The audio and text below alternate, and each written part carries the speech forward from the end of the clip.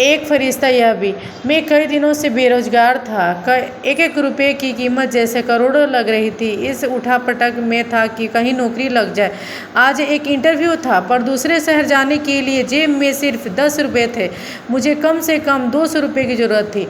अपने इकलौते इंटरव्यू वाले कपड़े रात में धो, पड़ोसी की प्रेस मांग के तैयार कर पहन, अपने योग्यताओं की मोटी फाइल बगल में दबाकर 2 बिस्कुट खा के निकल गया।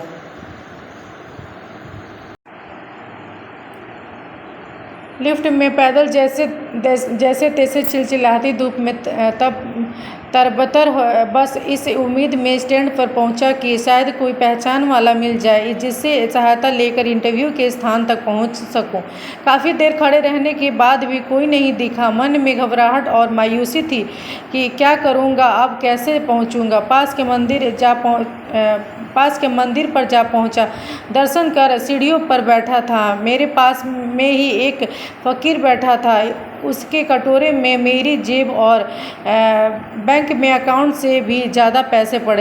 मेरी नज़रें और हालात समझ के बोला, कुछ मदद की चाहिए क्या?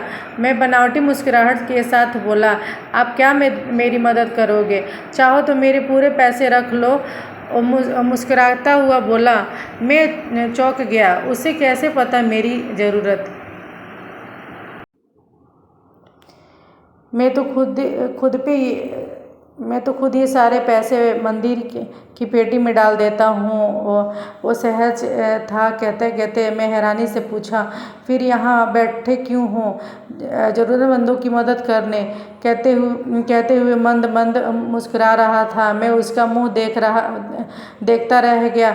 उसने 200 रुपये मेरे हाथ पर रख दिए और बोला, जब हो तब लौटा देना। मैं उसका शुक्रिया जताता हुआ वहाँ से अपने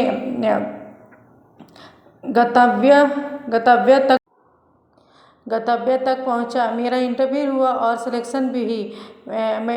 मैं खुशी खुशी वापस आया। सोचा उस फ़कीर को धन्यवाद दे दूं। मैं मंदिर पहुंचा। बाहर सीढ़ियों पर भी भीड़ लगी थी। मैं घुस के अंदर पहुंचा। देखा वही फ़कीर मरा हुआ पड़ा था। मैं भौचक्का रह गया। मैंने दूसरों से पूछा, यह कैसे हुआ? पता चला वो किसी बीमारी से परेशान था, सिर्फ दवाइयों पर जिंदा था। आज उसके पास दवाइयाँ नहीं थी और ना उसके पास खरीदने के पैसे थे।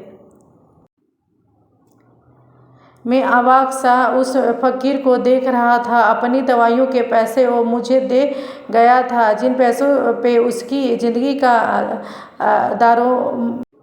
दारोमदार था, उस पैसों से मेरी ज़िंदगी बना दी थी। भीड़ में से कोई बोला, अच्छा हुआ मर गया। ये भिखारी भी साले बोझ होते हैं, कोई काम के नहीं। मेरी आंखें डबडबा आई। वो भिखारी कहाँ था? वो तो मेरे लिए भगवान ही था, नेकी का फरिश्ता, मेरा भगवान। मित्रों, हम में से कोई नहीं जानता है कि भगवान कौन है और कहाँ है। किसने देखा है भगवान को? बस इसी तरह मिल जाते हैं।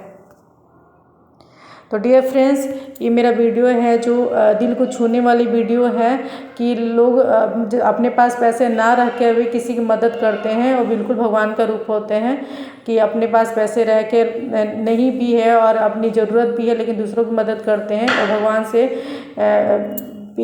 भगवान जैसे ही लोग होते हैं। तो किसी की हेल्प करनी चाहिए।